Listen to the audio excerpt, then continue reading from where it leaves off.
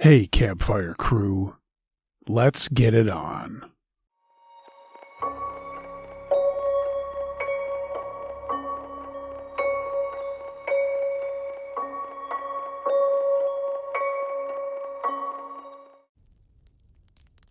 Notes in the Backpack by Anonymous. When I was in middle school, I would wake up early and walk up to the school to hang out with my friends. The doors didn't open until around 7:15, so we just hung around outside. One of those days, I left my backpack out there, and I didn't remember it until halfway through my first class. That was art, so I didn't really need anything from my backpack, but my teacher allowed me to go outside and get it. And before I went back into the school, I rummaged around in it to make sure everything was still there. While going through the things, I noticed a piece of paper with some handwriting on it that wasn't mine. I can only assume that the person who used the paper, because it was readily available in my backpack, obviously meant that they had gone through it. I don't quite remember exactly what was written, but I do remember that the KISSING song was written, except kissing was replaced with fucking. I assumed that it had to have been a male because they signed a male name. Then it detailed things that the person wanted to do with me, and I even remember my address was on there, like I was going to come for you soon kind of thing. Honestly, it quite terrified me, and I didn't know what to do. I'd never really been told what to do in a situation like that. All I'd ever been taught was that if someone tried to touch me, I should tell someone. So I didn't know if I should just ignore this or what. And it's quite obvious now what I should have done. But as I was only 11 or 12 at the time, I didn't really think about it. The thought that someone was trying to scare me, a tactic to make me not forget my backpack again, also crossed my mind.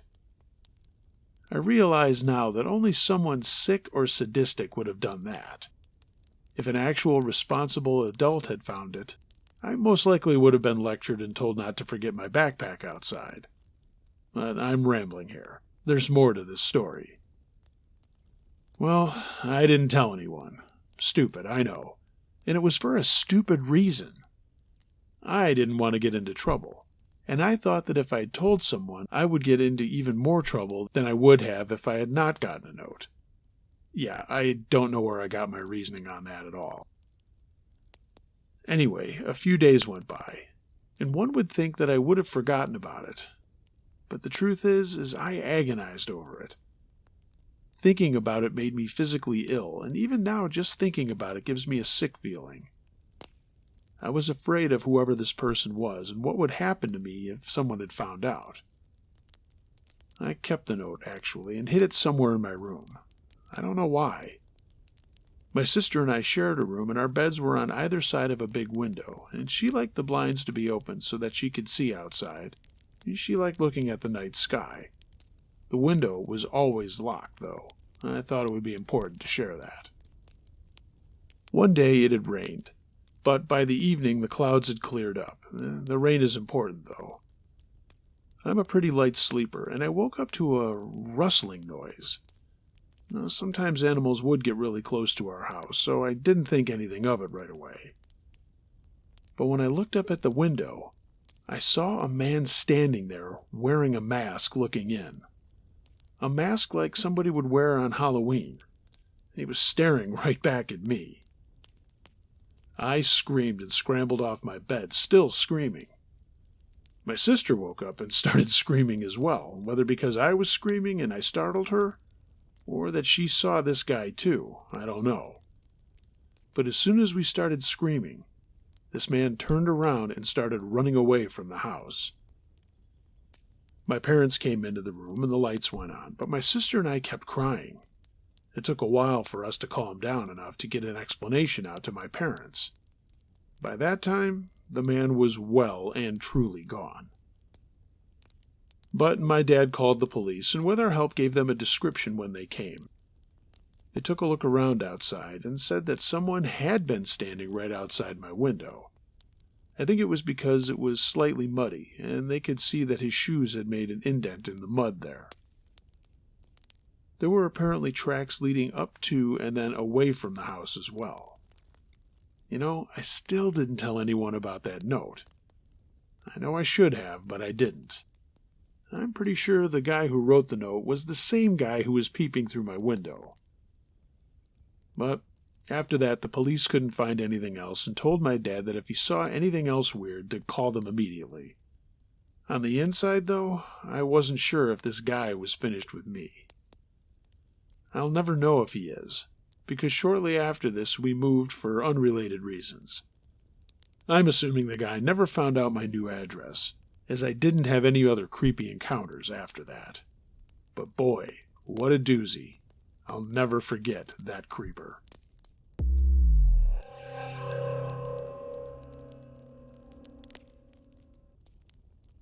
Where Did They Come From? By Anonymous. In the late 70s and early 80s, my great-uncle was the county sheriff of the county where my hometown was. As a matter of fact, all three of his sons also worked for the sheriff's department, and one of them is still employed as a deputy. My great-uncle passed away a few years ago from a heart attack.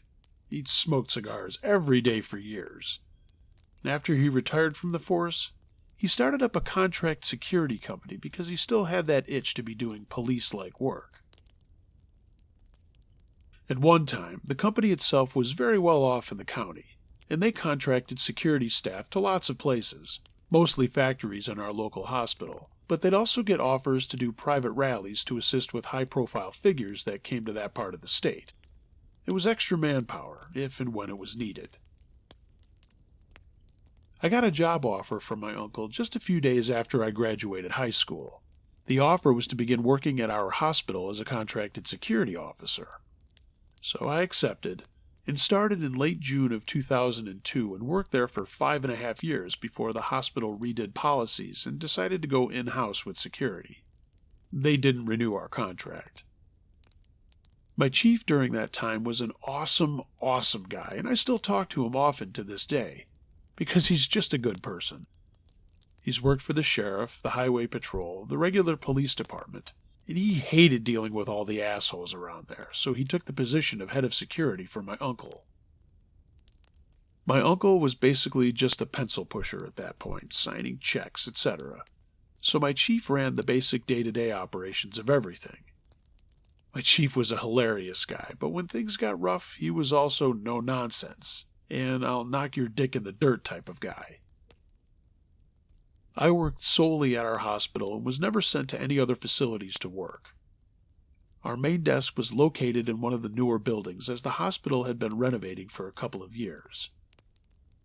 The building that used to sit at that location was built around the mid-1800s, and it housed the original psychiatric department for the hospital.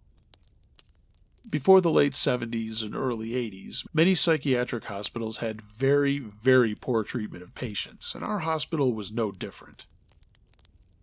There were pictures of the old psych ward with electroshock chairs, water treatment torture, tables with chains and straps, and all sorts of other shit that looked like it was straight out of a horror movie. That building had been torn down about 10 years before I began working, and the new one was built.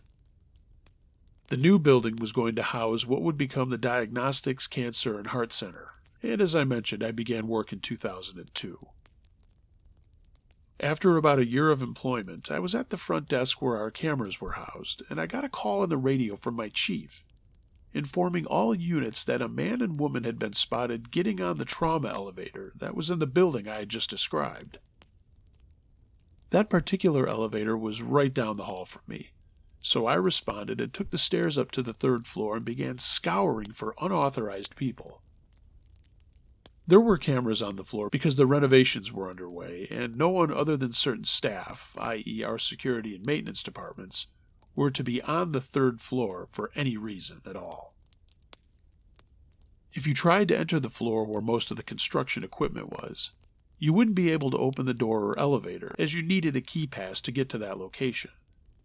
But I checked everything out anyway, but didn't find anything. About a month later, my boss pulled me aside to talk to me about the situation. He showed me the video of the floor, and you could clearly see me come out of the hallway where the elevator opened up.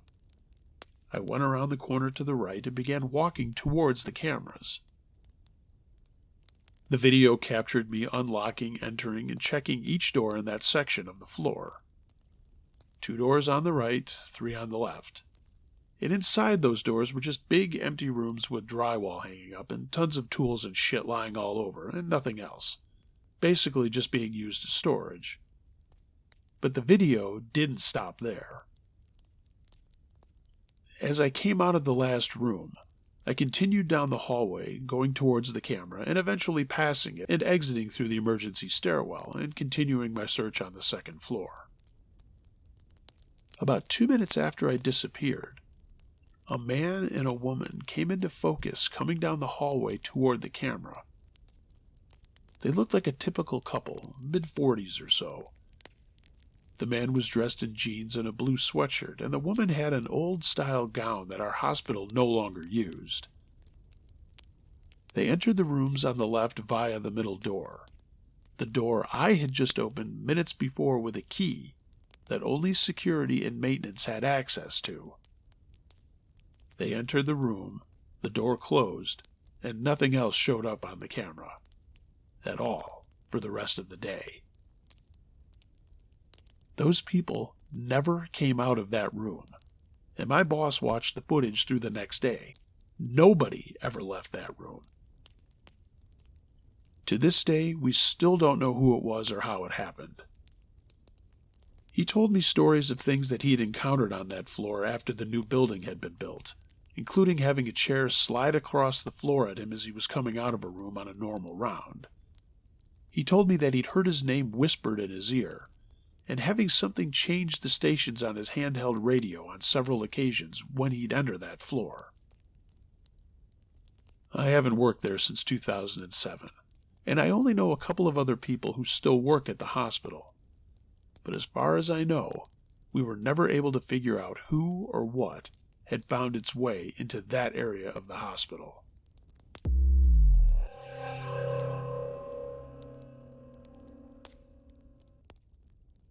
We Never Said Goodbye by Anonymous. I've always been a fan of the paranormal, always trying to be the next ghost hunter. And one night back in 2012, a couple of friends and I got the idea to play with a Ouija board in our local cemetery. At first, it was just a big joke.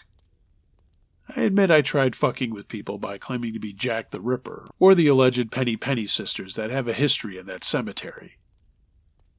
After almost giving up, we got a hold of this girl that called herself Lucy. We asked her stupid questions like how old she was, and she said that she was 8.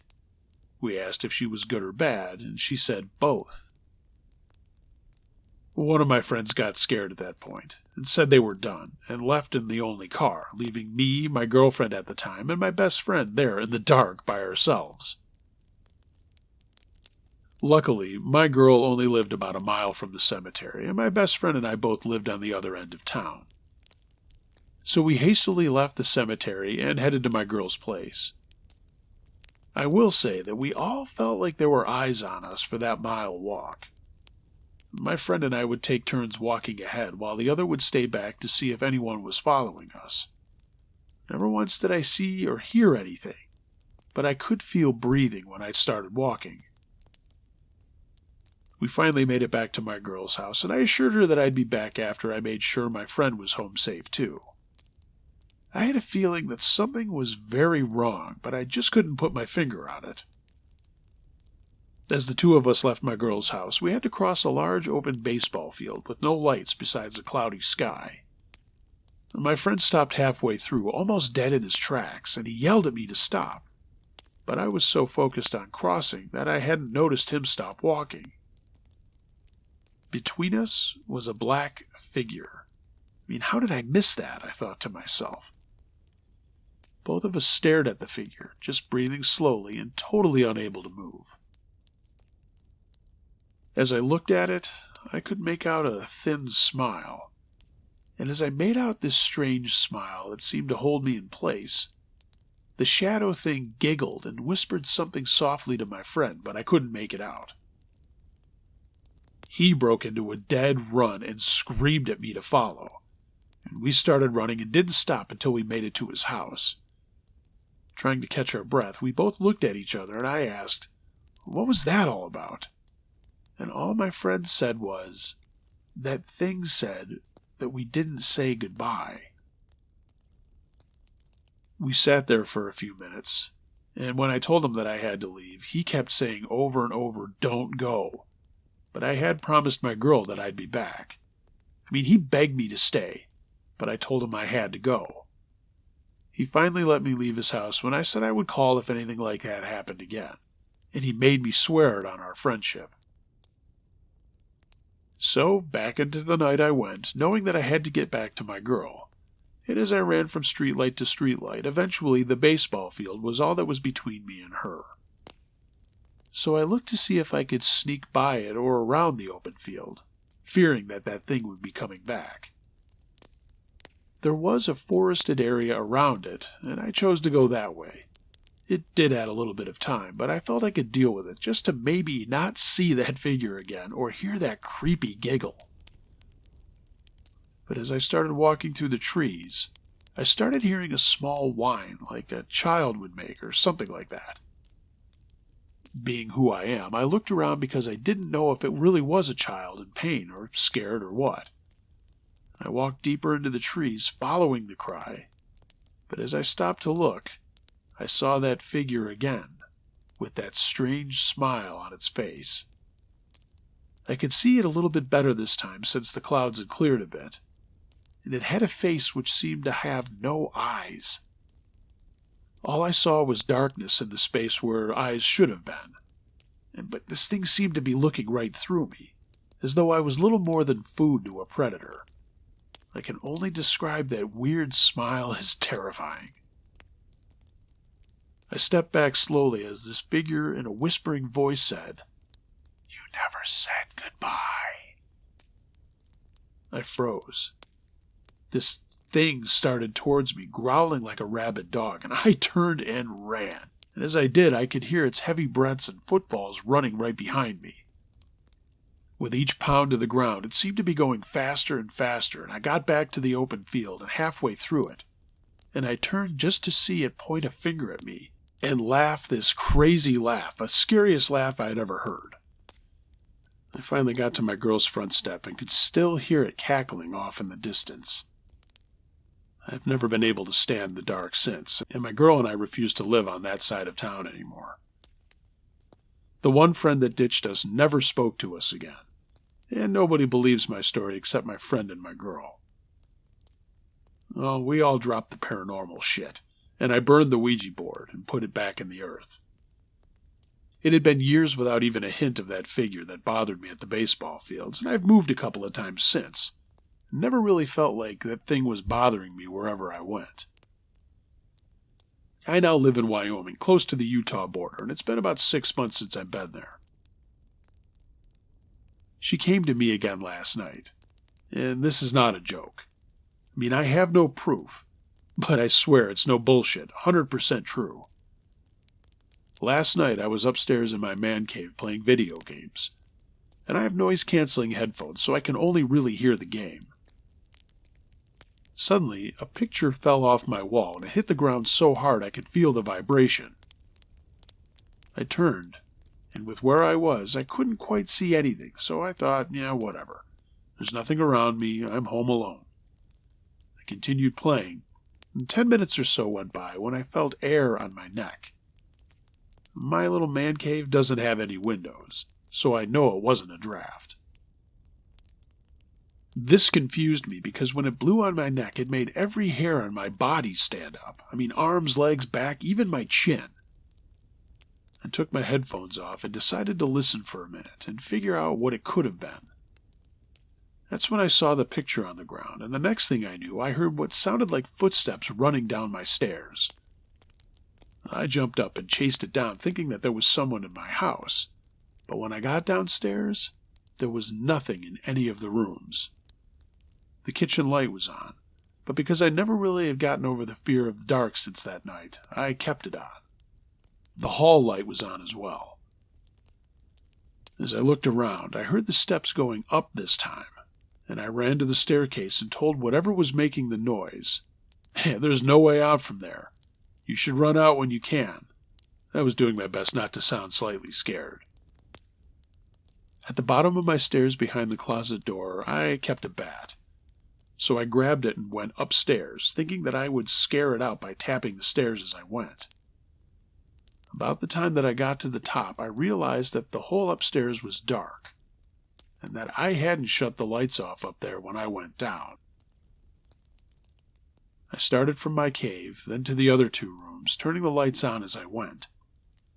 I walked into my entry room, then to the bathroom and spare bedroom across from my man cave, and I heard the light switch flip in my man cave. I turned around and said, "I know where you are, and I'm armed. Get out of my house, and I'll forget you were here." I waited in silence for what seemed like hours, but it was only seconds. I was listening for any kind of movement. And then I heard that creepy laugh that I know that I would never forget, and I froze, unable to move at all. The laughing continued, and finally I said, "Fuck this," and ran down the stairs and out of my house. I got a motel last night at the opposite side of town, and I haven't been back to the house since. I have a pretty good idea what paid me a visit last night, and I'm not going back there.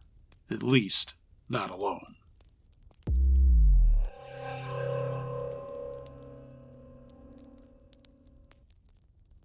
Scruffy Old Man by Anonymous.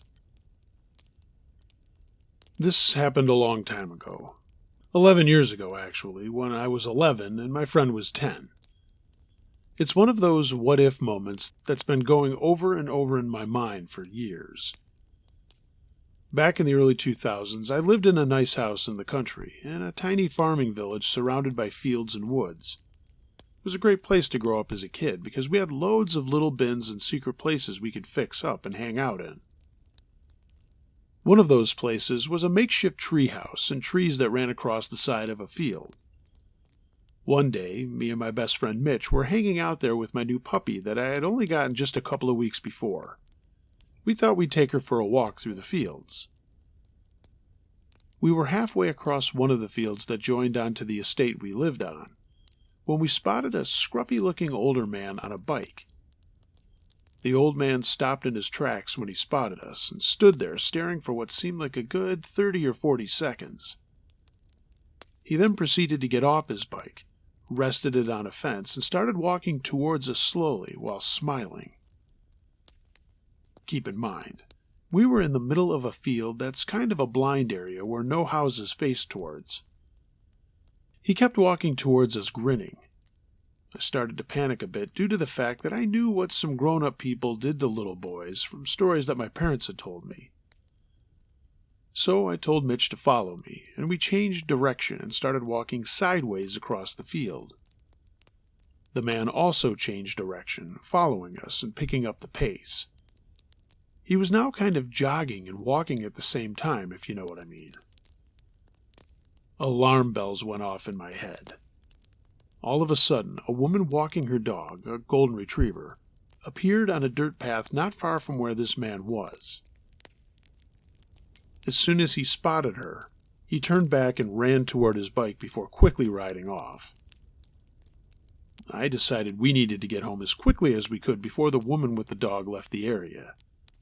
So we ran onto the estate and bolted for my house, which was maybe 80 meters from the fields where we were standing. I told my dad about what happened, and he put on his shoes and ran out toward the field, but there was no sign of the man. Mitch and I both decided we shouldn't hang out in the fields or woods anymore, and we didn't. About 3 weeks later, I was sitting playing games on my PC when our next-door neighbor came banging on our front door. My dad went down to answer and invited our neighbor in. After maybe 20 minutes, my dad shouted me down because he wanted to speak to me. I went into the kitchen and he sat me down, and he asked me what the man who had been walking towards us in the fields weeks earlier looked like. I told him, and he and my neighbor looked at each other, and then my dad told me something that sent shivers up my spine. There had been loads of reports on the estate the past couple of months of a scruffy-looking man coming into people's backyards and stealing underwear from their washing lines. It was a kind of man lurking around in the bushes during the nighttime. So the police decided to have a look around for the guy one day, and they found him in our treehouse, surrounded by men and women's underwear, empty vodka bottles, and weapons, like knives and hammers. Not only that, it turns out the guy had tried to rape a young boy who was kind of disturbed, and that was about a year or so beforehand, and he was technically still on the run from the police. I just keep thinking of what could have happened if that woman walking her dog had decided to never take her dog out at that exact time we were out there. Or worse, what if we had decided to go back to the treehouse that day by ourselves?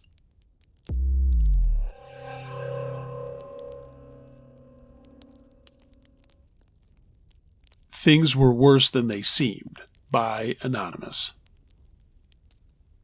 I used to be a CNA at a hospital in Missouri. Our general job description was to take vitals at specified times, document input and output, and then just help patients with whatever they needed. But occasionally, we would have to be a sitter for someone, which usually meant the person was being crazy or on suicide watch and needed to have someone with them at all times. Being a youngish and relatively average-looking female, I've had my fair share of creepy and weird hospital patient stories. I've been bitten, kicked, groped, you name it. But this particular story is probably a moment that actually made me realize that people can be terrifying creatures.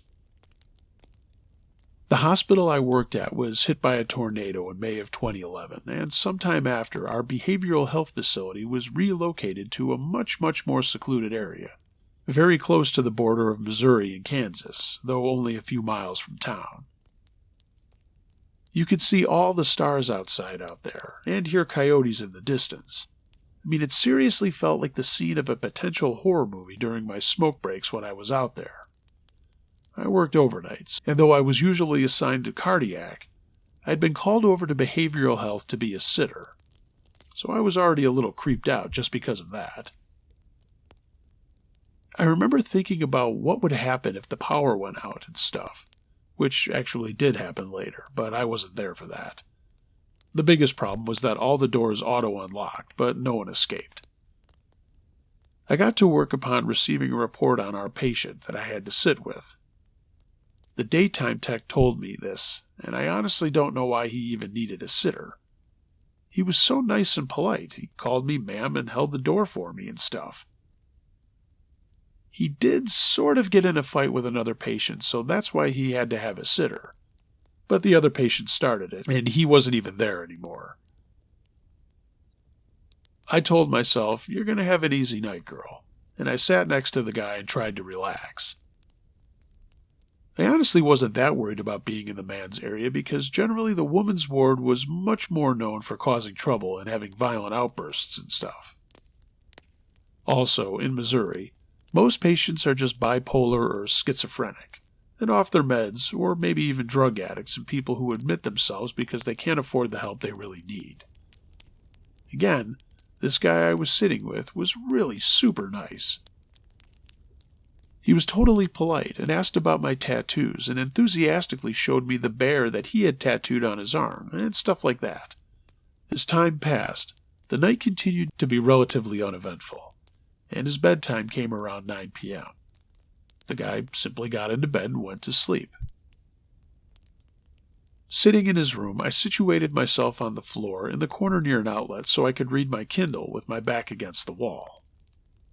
Keep in mind here that while I had worked at the hospital for a while, I had only worked in behavioral health one other time, and never really got the specific kind of training that the psych techs got. Like how you're always supposed to walk behind everyone and the like, so your back is never to anybody else. Safety measures like that. We did have alarm buttons that clipped onto our scrubs, but they were apparently pretty flimsy because when I took lunch at 3 a.m., I noticed mine was on the floor slightly under the patient's bed. The guy slept fairly well until around 1 a.m. Around that time, he started to wake up and just sat up in his bed staring at me. I didn't want to appear nervous, and I wasn't really allowed to leave his room anyway, so I just said hi, I told him what time it was and suggested that he still had some time to sleep before breakfast. He had such a weird, blank expression on his face, and he would stare and then ask if he could call his parents because he had some things he needed to discuss with them. I just reiterated what time it was and told him that he could call in the morning. Around 3 a.m., I had lunch with the nurse who was assigned to my patient, and while we were eating, she told me she couldn't believe I was brave enough to sit in that room all night, all things considered. I asked what she was talking about, and since he only needed someone to sit with him for fighting another guy, I wasn't really that worried. That's when the nurse proceeded to tell me that the man was admitted because he kept threatening to murder his parents. The incidents kept escalating him from making telephone threats to actually bringing a gun to dinner with them, until finally they brought him in when he started leaving corpses of violently slaughtered animals on their front doorstep. The nurse told me that when they went to his trailer, there were a bunch of gutted and dead animals inside the trailer. There was blood and feces smeared all over the walls. So I don't know if the daytime girl didn't know all that, but after that I definitely had myself cornered in that guy's room. I'm just 5'4", and I was in the spot literally the furthest place from the door with an alarm button that had fallen off from me half the night earlier, with a guy who had so many serial killer symptoms it wasn't funny. And I was told he only needed extra care because another patient had instigated a fight with him. Yeah, right. Let's just chalk that up to another one of the hospital's lies. I got through the rest of the night without incident, but on my way out I took one last look at him. It was the last time I would ever see him, and I realized how close to evil I really had come.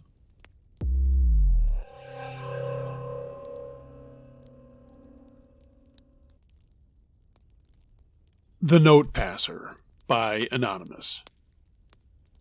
I went to a private Catholic school from kindergarten to 3rd grade, and while I have fond memories of playing with my friends in the massive yard and climbing trees, I also have a memory of something that bothers me to this day. When I was in the 3rd grade, I started getting anonymous notes on my desk. I remember the first one was written on construction paper, and it was wedged between my books. Looking back, it seems more like an adult attempting to mimic a child's handwriting. The note said that I was pretty and they wanted to get to know me better.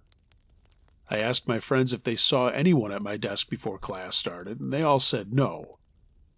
They all had breakfast at school, and I always ate at home, so they were in the classroom much earlier than myself, and they would have noticed. The 4 of us sat together in a square. Over the next few weeks, I received a note about once a week.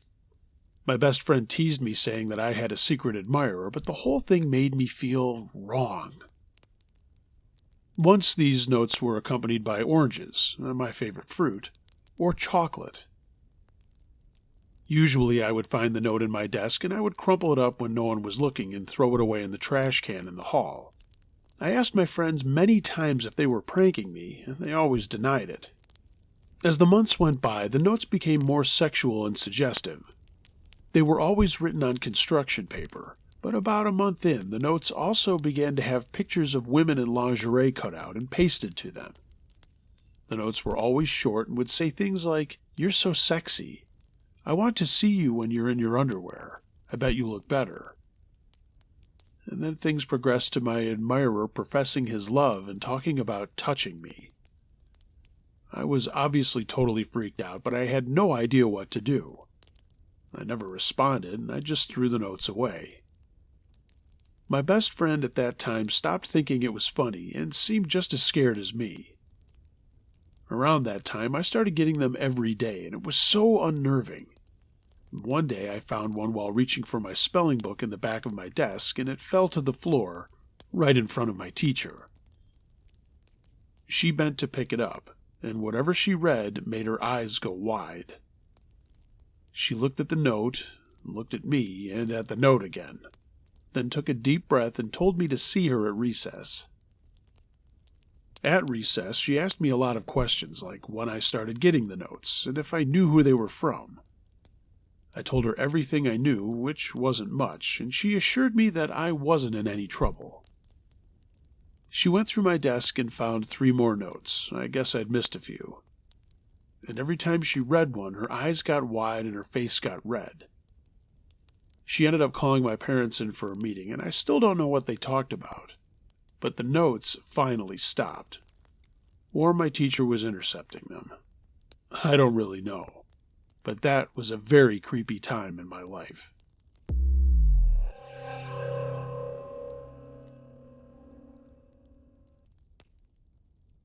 Something in the Basement by Anonymous. This happened to me and my best friend Nicole 6 years ago when we were about 15. When I was younger, my dad had bought an acre of land in a small town in Washington to build a house that we simply called the property. The first thing that he built was the garage, which was completely separate from where our house was located. While he was building the house, my family was renting a shitty house in a neighboring city. And one day, we got an eviction notice, and we only had 30 days to leave. Since our house wasn't done being built, we had to move into the garage. Basically, it was my parents, me, my sister, and our dog all crammed into this garage on our property. Since I was a teenager and desperately wanted to have a sleepover, my dad finally did let us sleep in the living room of the unfinished house. The front door locked, the house had electricity, and it had a working bathroom. That's all we pretty much needed in there. So my dad, being the guy that he was, put in a couch, an air mattress, and a TV. Then it was a fun hangout spot where we could be as loud as we wanted and stay up late without my parents knowing. So one night, I invited Nicole over, and we were hanging out being stupid like normal teenagers. I think we stayed up until about 1 or 2 in the morning, and while we were winding down getting ready to go to bed, we heard loud bangs coming from underneath us. Directly under the living room was a huge basement, and it sounded like someone was throwing all of my dad's tools against the walls and banging the ladder against the ceiling. Nicole and I froze with fear and just stared at each other. All I could think was, there was somebody in the basement and we needed to get out of there right then. Nicole began to panic, and so did I, but I tried to hold it together as best I could. We got up from the couch and crept down the hallway towards the front door, and I was in front and she was holding onto my arm as tight as she could. We were both shaking, and it took all my strength to keep walking. As we reached the front door, the top of the stairs that led down into the basement was right to our left. I peered over the staircase and didn't see anything but darkness. There were no more banging sounds, just our terrified breaths and the sound of my heart beating in my ears. All of a sudden, I heard the door at the bottom of the stairs swing open and slam against the wall. I heard heavy, angry, fast footsteps running up from the darkness towards us, and my heart sank and I took action. I didn't want to wait to see what was headed straight for us, so I just swung open the front door and shoved Nicole out onto the porch. "Run!" I yelled, and I slammed the door shut behind us, and we ran barefoot through the pitch-black yard into our garage. My mom heard us, freaking out, and got out of bed yelling, "What's going on?" At that point, Nicole and I were in tears, hyperventilating, and trying to tell her what had happened. And all I could say was, "There's someone in the house! There's someone in the house!" I could tell my mom only half believed us, but she tried to calm us down and said, "When your dad gets home, I'll have him go take a look." My dad was working graveyard shift at that time, so he wasn't going to be home until 6 a.m. Nicole and I laid on a couch in our garage, not speaking or sleeping, just waiting for my dad to come back. But everything kept replaying in my head, and I was completely terrified of whatever had come after us. We eventually fell asleep, and I woke up to my mom telling me that my dad had gone into the house to look, and nothing was out of place. The downstairs door to the basement was locked, and nothing had been thrown around. Nothing. Nicole and I looked at each other in shock. My mom thought we were lying about someone being in there, and she said, "You girls need to stop watching horror movies. They're making you paranoid." Nicole and I are still friends, and still sometimes talk about what happened that night. We're still terrified and confused about it, We know what we heard. About a year after that happened, my dad completed the house and we moved in earnest. I continued to experience creepy stuff in that house up until I moved out on my own. But those are stories for another time.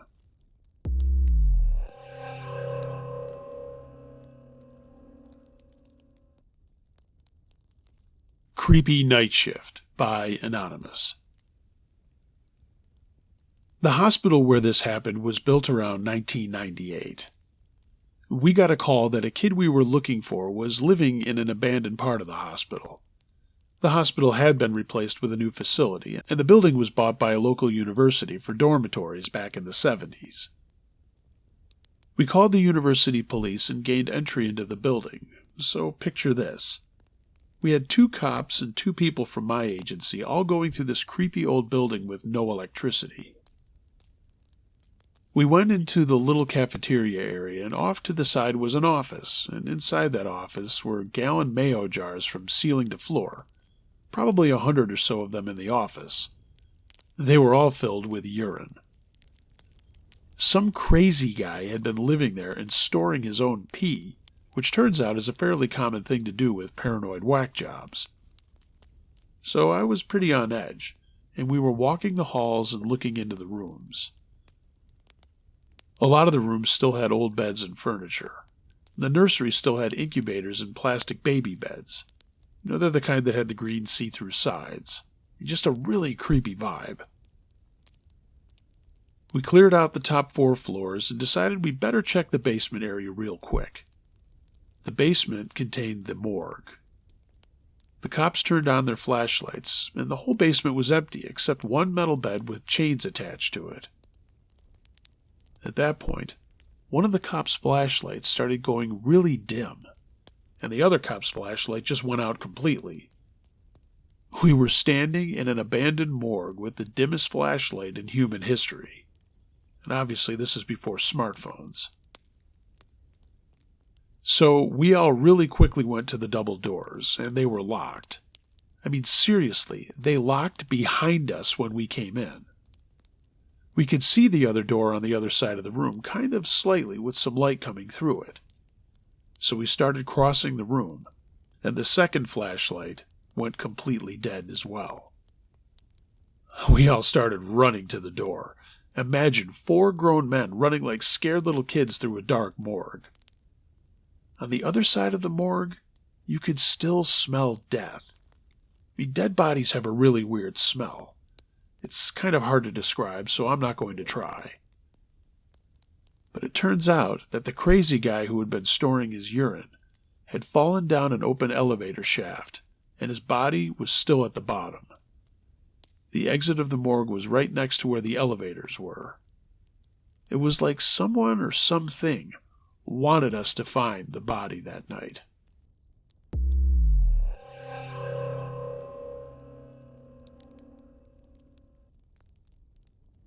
Creep in the Car by Anonymous. So this happened to me today while I was walking up the hill to the park. It was broad daylight with a few construction workers and gardeners around, and I stopped to admire the view of the canyon on the sidewalk off a very busy street. A dark greenish-gray old Toyota truck drove past me going the opposite way, and I turned around when I heard the car brake and make a very sharp and illegal U-turn.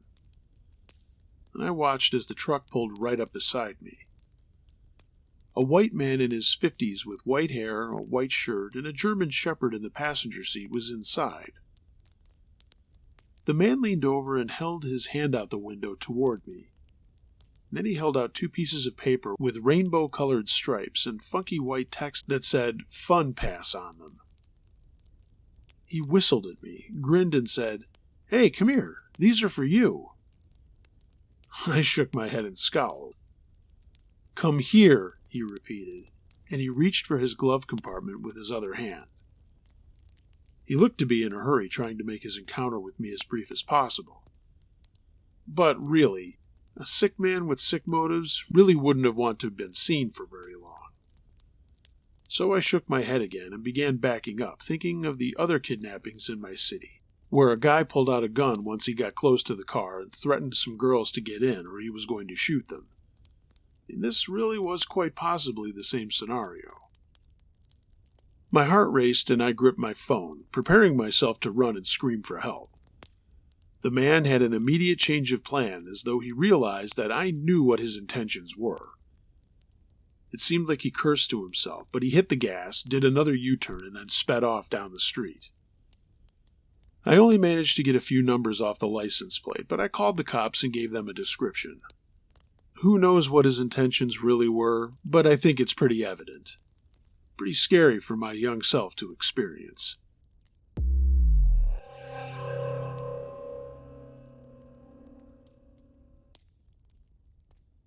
The Nursing Home by Anonymous. My parents split when I was 4 years old. My dad had a history of substance abuse, thievery, and cheating, and in our small town in western Tennessee, he had no chance of keeping it a secret for long. My dad ended up with a lady named Ellen who had a degenerative disease that eventually took her mobility. Ellen's mother was in one of the 2 nursing homes in town, and being as I spent every weekend with my dad, I spent a lot of time there. I'd been around sicker elderly people for my entire life at that point, so I'd grown accustomed to helping anyone who was less fortunate than myself. I would help out with anything that I could, feeding residents who couldn't grip silverware, wheeling them back into their rooms, etc. I really enjoyed it there for a while, and I think that it was partly due to my siblings being 9 and 10 years my elders. By the time my parents had me, their marriage was in a shambles, and my dad was out partying all the time, and my mother was just tired. She did the best she could, but she ended up a single mother working a full-time psychology job and just didn't have enough time to do everything she needed to. So, needless to say, that I enjoyed the attention and praise of the residents of the nursing home. Well, most of them at least. The first time I ever felt uneasy there was when I had been going for maybe a few months. On that particular day, my dad and I were huddled around the dining table with Ellen and her mother. They frequently discussed things that were boring and beyond my 5-year-old comprehension, such as her mother's will and estate.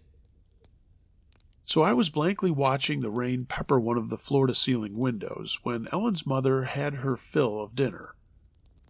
I quickly jumped up to take her tray to the dish area, and she thanked me with a grin and said, "We need more youngsters like you," and she said that quite frequently. I was about halfway through the cafeteria when I was startled by a very raspy voice. "I'm done too." I jumped and dropped a fork off the dinner tray, and I turned on the spot to find the source of the voice. That was the first time I'd ever seen Chester. Chester was an elderly Caucasian man. His hair was short, gray, and usually unkempt. I remember thinking about how small he seemed. He was short and had unhealthy skin. The pale skin seemed to barely stretch over his skull, and I just remember being generally unsettled by him. I wasn't really sure what to do, so I just picked up the dropped fork, gave the dinner tray to a cafeteria worker who thanked me with a wink, and then I sped back to my dad. I refused to look at Chester again as I walked past, but I heard a deep chuckle, and his eyes followed me as far as they could. I stayed glued to my dad for the rest of that visit. I was thoroughly creeped out, but as I was there at least once a week, I continued to help out other residents whenever possible, and I quickly became a big favorite with staff and residents alike. Nurses would ask me to do small things for them. Who wouldn't love a naive kid doing parts of your job for you while you reap the benefits? But I'd always happily oblige. I actively avoided Chester during my visits. He hadn't tried to speak to me since the first day I'd seen him, but I always knew he was watching me if I was in a common area. It felt like his eyes burned with a hunger that I didn't understand at that age. Now that I'm an adult female, though, I think I could take an educated guess at what he was thinking. One night, the nursing home had a dance for the residents. They played old music that some people danced to, and their children or grandchildren that attended the event with them. I particularly remember a lively elderly man, John, having a wonderful time dancing in his wheelchair.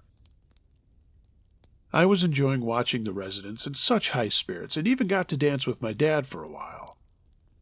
When he got tired of me standing on his feet, he placed me back on the ground and spun me around a few times before calling it quits. When he began to spin me, though, is when I noticed Chester's eyes glued on me.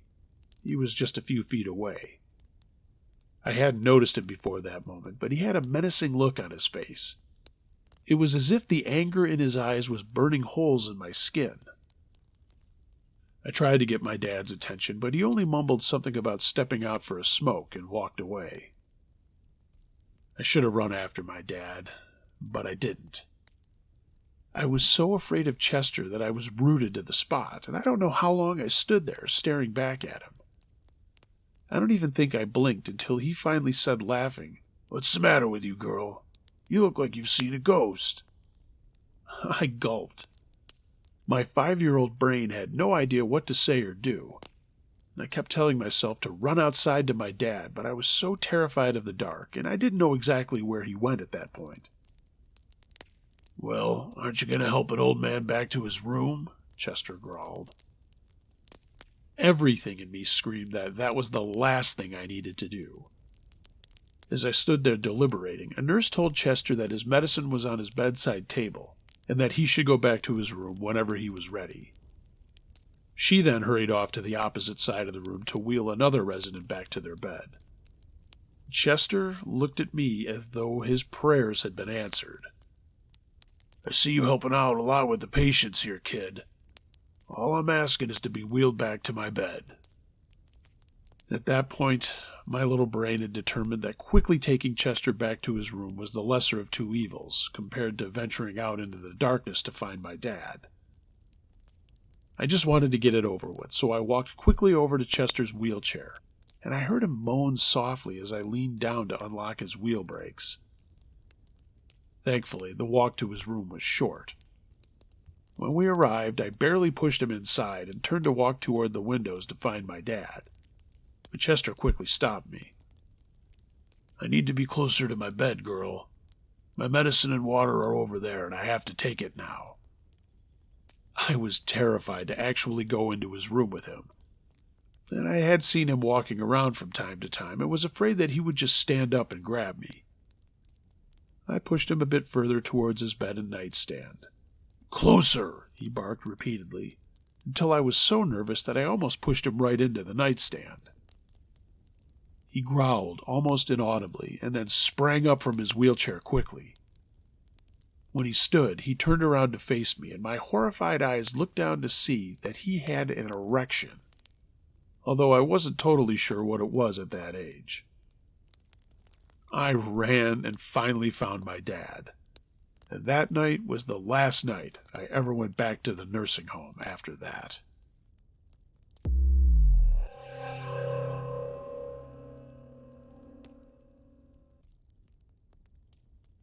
Arsonist Freak by Anonymous. We have a park at the end of our street, and a few houses have their back fences along that park. Up further into it, there are some beautiful big houses, but they're a bit cut off from the street, so you never really see the people that live in them.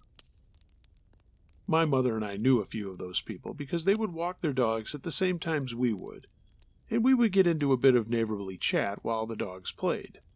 So they weren't exactly total strangers. One day, I came home to the strong smell of smoke, and I noticed a fire truck and 2 ambulances on my street. My mother informed me that one of the houses up by the park had been lit on fire, and they still weren't sure of the cause. Nobody was killed, but a woman we knew who lived there was badly injured, and an old man that also lived there got some bad smoke damage. There were 5 sons that lived in the house as well, but they were all out at the time. A few weeks later, we learned that the old man, who was the boy's grandfather, was suspected for starting the fire, and that he had escaped the hospital. I had seen the old man around quite often, walking up and down around the park. He'd always watched me and a few of my neighbors who were girls around my age. He was quiet, and he was always alone. A few months passed, and we didn't hear anything else. But we did know that they had all moved out of the house, and it was practically abandoned for the next year until it eventually went on sale. I guess they were just taking their time figuring out all the legal stuff. So with that knowledge, my father, my neighbor's father, and my neighbor, another girl my age, and I decided to go and check it out to see if there was anything good we could salvage. The back window had been shattered, so we got into the backyard through that, and then the door to the house was open, so we just walked right in. The house was scary as hell. The ceiling was burnt and bubbled, and mirrors were smashed. Some things were half burnt and other things were fully burnt. The first place we went to was the basement, where we found open tin cans and bottles of petrol and lighter fluid. They had been placed all around the room, on the windowsills, on chairs, tables, even in the cupboards. Obviously, this fire hadn't been an accident. We scoped out the rest of the house and found a few cool things. But just as we were leaving, we noticed a face outside the windows. Our dads were carrying something down the stairs, so they didn't notice, but my friend and I ran outside to see who it was. But as soon as we got out there, whoever it was had vanished. For some reason, I got an idea and said, "Hey, let's go." And my friend followed me as we ran back to the park. And we saw that it was the old man that had once lived there. He looked at us and yelled at us about how we shouldn't be in there. Then he threatened to rape and kill us. That's when our dads came out and saw him. The old man fled, but my dad called the cops. Our fathers took us back to our houses and waited for the police, and they finally caught the man running down a main road near our street trying to catch a bus. We later found out the man had been put in prison, first for lighting the fire, and secondly for being a registered sex offender, who, after the fire, had been on a spree of harassing and abusing young women. I was so scared I didn't even dare to walk by the house alone, or even if I was with a friend. This past year the house was finally sold, and the new owners have been renovating it. I feel that I can now finally walk past it without fear because it looks different, and I know that that horrible man who once lived there is now in prison.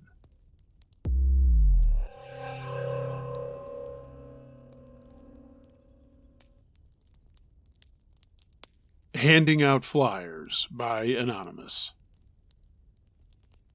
This happened to me when I was maybe 8 or 9. I never told anyone that this happened, not even my closest friends, because, quite frankly, at the time, I really thought nothing of it. But for whatever reason, 8-year-old me remembers this occurrence quite well. But for whatever reason, the person I am now remembers this occurrence quite well. The event occurred in the middle of the fall while I was helping to pass out flyers from my church. Originally, I was not supposed to do this. My dad was the one who volunteered to hand them out. However, we live in Wisconsin, and my dad was granted the very rare chance to go to a Packers game and see the crew take on the Patriots. So my mom, sister, and I filled in for it. The job that we were to do was to drive to a few different neighborhoods and put flyers in people's mailboxes about our church. The city that our church is in has very low violence and is a quiet area with very little crime. Once my friends and I, when we were 14, got stopped by a squad car when we were walking at night just for looking suspicious. They ended up calling 4 other squad cars, and we obviously didn't get in trouble. But that just goes to show the lack of crime and things to do in our town. How we ended up doing this is that my mother would drive and drop us off at different spots on the long road of houses, and then we would meet up at the car at the end of the road and continue doing this until we were done. All we did really was put flyers in mailboxes and move on to the next one. I know, real tough stuff. Everything was going just fine, and we were about halfway done. The street that we were on was normally longer than the rest, and the area was well wooded. I came up to my next house, but it had no mailbox. I thought about skipping it, but I decided I would just put the flyer on the front porch of the house. After all, I could see it right through the trees. So I made the dumb decision to walk up and put the flyer right in the front door. All was well, and I started walking away. But I was stopped by the voice of a man saying, "Hey, wait, where are you going?" I turned around to see a man about 6 foot tall with a gray beard and decently long gray hair that was pretty messy. He asked me, "What's this flyer all about?" I told him it was for my church and that we were looking to gain some more members. I told him he should check it out, and I had to go hand out more. Spoiler alert, this is where I made my biggest mistake. The man said, "Wait, why don't you come in and talk with me a bit more about your church?" Thinking that was perfect, that I was going to help grow the church, I agreed and walked in. Idiot. I walked into the man's house. It was very dirty and smelled awful. The man began to ask about the church, like where it was and the service times, and that seemed okay to me, and deep down I felt like a hero. But then he began to ask questions like how old I was, where I went to school, and where I lived. Second big mistake. I never told him exactly where I lived, I just told him that I lived pretty far from the church, which was true. We lived in the town next over. But I did tell him that I went to the grade school that was supported by the church. Dumbass. The whole time that this was going on, the guy never took his eyes off me, and he never took his hands out of the pockets of his blue jeans. He seemed really nervous, and surprisingly, he kept a pretty good distance from me. He asked me stuff like what I was learning in school and if I had any brothers or sisters. It seemed normal to me because my 8-year-old brain didn't really suspect anything out of the ordinary. I was just talking to what seemed like a very nice man. Finally, he asked me one last question. He asked if I was handing out flyers alone. Now, being an 8-year-old, nothing was cooler than doing things by yourself, like picking up your clothes or pouring your own cereal or staying home alone while Mom went out for an hour. So I wanted to continue looking cool. I had it set in my mind that I was going to tell him that I was out alone. But for whatever reason, I told him the truth that I was with my parents. That made him visibly upset. He frowned and kind of gestured to the door saying, "Well, okay, you should probably get back to them." I walked out and said that I hoped to see him at church. He didn't say anything and stared at me until I got to the end of his driveway. Like I said, I never told anyone about this. It took me years to realize that had I answered differently, I may not be here sharing this. It's vital to teach your kids to not talk to strangers, no matter what. My parents always told me that, and still I disobeyed on this occasion. As a 20-year-old now looking back on it, I see how dumb I was. I really hope that that man has gotten help, and that he hasn't lured any other kids into his house. Oh, and for those of you wondering, he never came to my church. And on top of it all, the Packers lost to the Patriots that day.